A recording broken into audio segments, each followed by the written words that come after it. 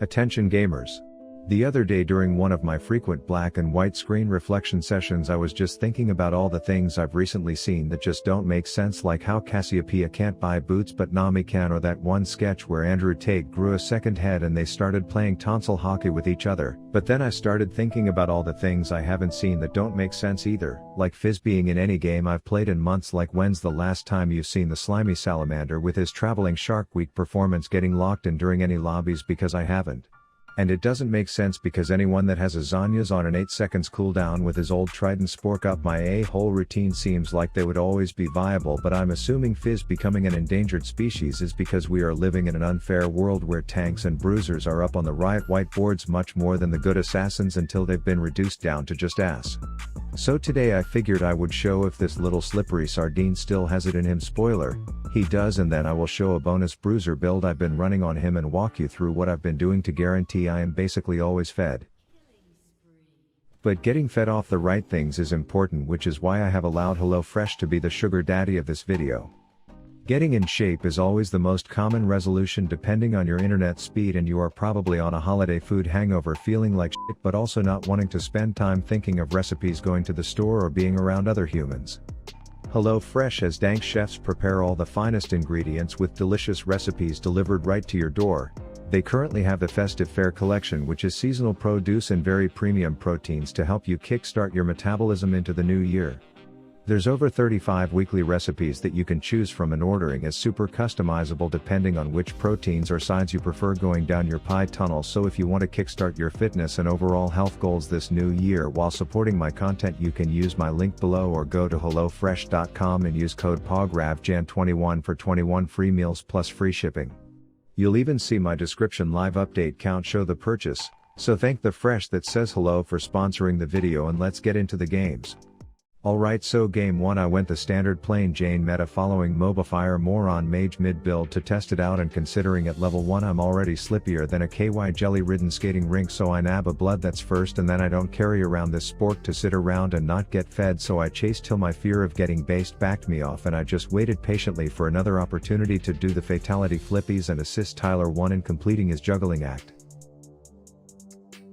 Turns out I'm laning against an ADC, which means two things. 1, they are going to get entirely too comfortable whipping shit at my face every time I go for a last hit, and 2, this will eventually make them think I won't just all in them at full health level 3 and jab them with my toothy trident until they die. So before we even have our ults I'm already like her alcoholic father, and my minions are like candy, and every time she wants candy I lash out and beat the shit out of her. But the cultural landscape of OnlyFans has me thinking that flashing people is the norm, and in this case it turned out to be a bit over. Can't believe you actually thought I died there, when in reality I booked tickets to a new show called Two Stupid Shitters Stuck Under a Statue.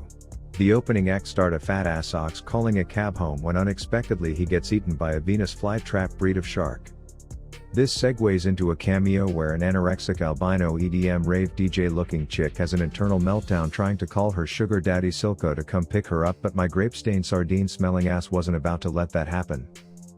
This sequence made me realize that I was wasting my time mid when I could just show off how Riot's superb game design dictates that I should be 3 levels above these dogs, which makes this more unbalanced than a seesaw with Nico Avocado on one end. And so 8 minutes into the game all it takes is 2 abilities for me to politely ask Jinx where all her health went. This leaves that obese burnt bagel bite of a support doing his best impersonation of a centipede that's been discovered in my college dorm room. But not to fear, the slow as shit rotating Kaisa is here to flash away from a missed morgue bind to come and raise her hand and say aye when we take attendance for the next dead bitch count. So we slowly get the Ravenclaw babies in position to get genocide lasered one at a time, while I volunteer as tribute to be the first one that the tower wants to deep fry, knowing that I can just hit a selfie pose on top of my spork dildo to reset aggro, and voila, this forgotten champ is broken. Then I decide to put my Joe Biden hat on and treat this Draven like he's in the top tax bracket, if you are picking up what I'm putting down. But I guess there's a reason this Bullocks thing is red, as he quickly tried to put a stop to that policy, and he's all like, make Oren support great again, and I'm just like, okay, you might want to avoid taxes, but I'll show you true evasion, as I juke that shitter so hard you could box him up, pop a quarter in his mouth and request he play a song. And I guess that sequence was tilting enough to trigger the average mental fortitude of a league player into surrendering, so my sample size of one biased lopsided game says that Fizz may be forgotten, but he's still OP, and I was ready to hop into a second to show a Bruiser build that works even better in the current meta. This involves playing top, and if that's taken, then jungler, where the guy who took that role gets solo boloed before you get to your third camp, and then you watch a mid lane Warwick do the herpes hurdle all the way up there to do a little rabies revenge trade right off the bat. But aside from that, the early game is just about farming up. Then once I'm old enough to purchase shark bait and throw it on some unsuspecting shitters, I head south and toss a hand on the floating clock, hoping his dramatic death performance will distract him long enough for me to do a little crab jab and stab on the sped Jedi before turning back to our acclaimed actor to show him what a real death is supposed to look and feel like. Our Mordekaiser sent us a text saying he's worried their top has an untreatable condition affecting his salivary glands, so I say we will euthanize the dumb Frankenstein, and we'll do it without him knowing, but my plan gets spoiled when the roided grape himself stumbles over here to take a piss, which turns everything into a sloppy shit fest. But like a man on one knee with an overpriced ring in his hand, I'm ready to commit, and so is my fucked up shark, which ultimately earns Wednesday's roommate Enid another kill. So full disclosure, my plan was to knock down this statue and then rub my slimy gooch all over his side of the forest so that he knows I was there, but then the wheelchair midget goes full blown exorcism, which I know can only mean that a muscular accountant is about to come out with a vengeance. I head back because the brute with the briefcase brought a friend, only for this double date to get awkward when those two lovebirds take it back to Mordekaiser's place, leaving me here with some cogwheel advocate who doesn't seem interested in me. Turns out Morta's date was a flake, and now he wants a piece of mind, so we both chase the whippersnapper until I can spork him a few times to death. Sure enough, when there's a kill on the table that doesn't require skill to get, all the Master Yis come out with their tiny boners popping out of their jousting pants, so I drop a shark as a distraction and then make like a fart and blow this shithole. The Frankenstein Bezos baby is having a field day up top, so I find myself grabbing the dog and taking a walk on repeat just to show this man that there is such a thing as staying too late at the office.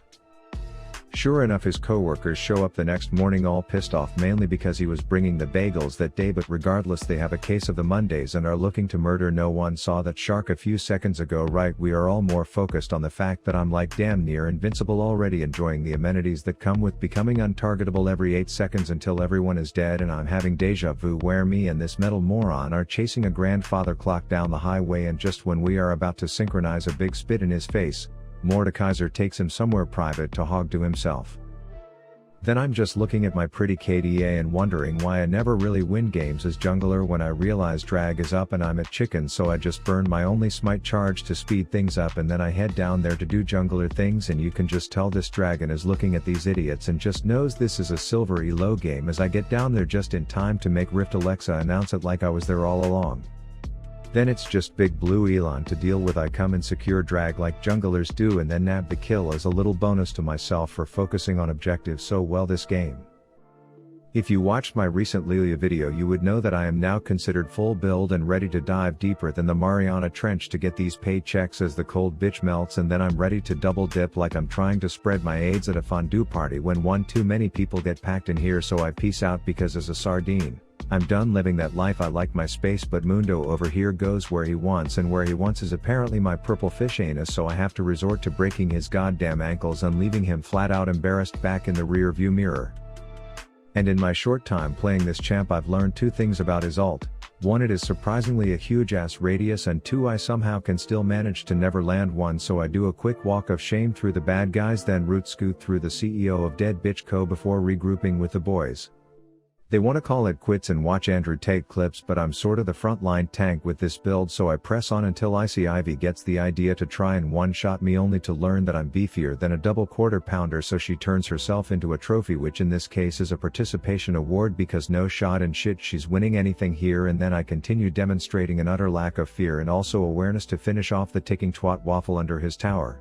Okay, let it be known that my recording took a fat shit on me for like a 2-minute period here, so we are swapping to Riot's replay system that hasn't been updated since 1982 to show that the bad guys were trying to get to third base with Baron. I remained 0 for Sunday on Sharks as Sparky went balls deep, which provided me with a great opportunity to do a pogo stick belly flop onto 3 of them and then do a few jabs while staying tanky enough to deliver the spanky, which made Mundo so hot he had to take his jacket off, which was highly unprofessional, so he had to be tied down and taken off the payroll.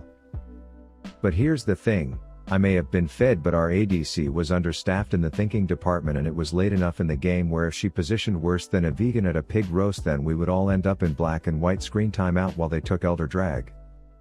So we have a little verbal agreement that we won't fight them until it wears off, which is great and all, unless literally no one follows that fucking agreement. So we get aced one more time and my little fed Fizz Bruiser montage goes in the L column on account of me not getting objectives, the rest of my team being buffoons, and Riot thinking it makes sense to make the tank who builds 0 damage items do the most damage in their games.